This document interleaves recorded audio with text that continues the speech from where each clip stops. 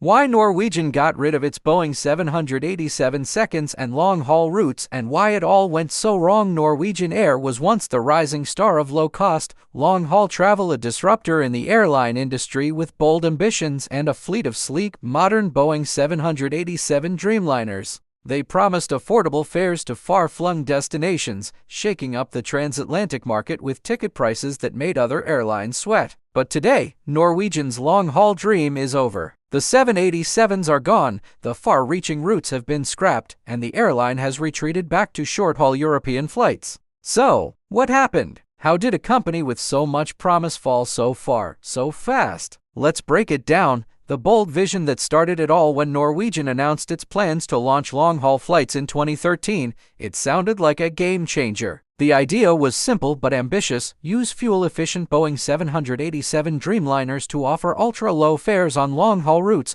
mainly between Europe and the US. Cities like New York, Los Angeles, and Boston were suddenly accessible for budget travelers, with fares often far lower than what traditional carriers were offering. On paper, it was brilliant. The 787's efficiency meant lower fuel costs, and the demand for affordable long-haul travel was clearly there. Norwegian quickly gained a reputation for offering unbeatable prices and a modern onboard experience. For a while, it seemed like the airline had cracked the code. The cracks began to show, but behind the scenes, trouble was brewing. One of Norwegian's biggest missteps was expanding way too fast. In just a few years, they opened dozens of long-haul routes and ordered a massive number of aircraft, including not just the 787s, but also Boeing 737 MAX jets for medium-haul operations. They stretched themselves thin, trying to dominate multiple markets at once without fully stabilizing any of them. Then there were the technical issues. The Boeing 787 Dreamliners, while efficient,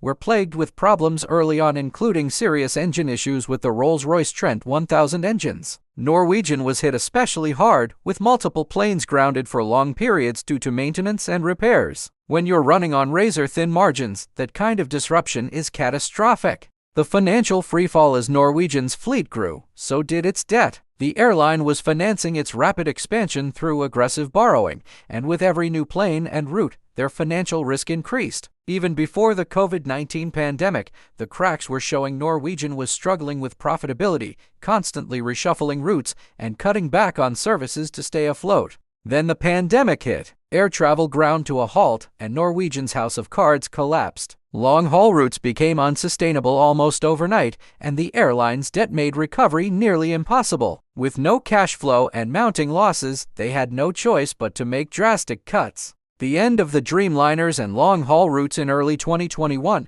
Norwegian officially announced it was ending all long-haul operations and getting rid of its entire fleet of Boeing 787 seconds. It was the end of an era and a stunning fall from grace for a company that had once promised to revolutionize affordable long-haul travel. The airline refocused on its short-haul European network, trying to return to its roots and stabilize after years of turbulence. Why it matters: Norwegian's long-haul collapse wasn't just a business failure, it was a cautionary tale for the entire airline industry. It showed what happens when ambition outpaces strategy, when expansion comes at the cost of sustainability. And it left a gap in the market, one that no other low-cost carrier has quite managed to fill since. So what's next for Norwegian? Can they rebuild their reputation and become a strong short-haul carrier once again? Or will the ghosts of their long-haul ambitions continue to haunt them? Only time will tell, but one thing is for sure, the airline industry won't forget Norwegian's rise and fall anytime soon. What do you think about Norwegian's decision to ditch its Dreamliners and long-haul routes? Were you a fan of their low-cost transatlantic flights, or did you see this coming from the start? Let us know in the comments, and don't forget to like this video and subscribe for more insights into the airline industry. Thanks for watching, and we'll see you next time.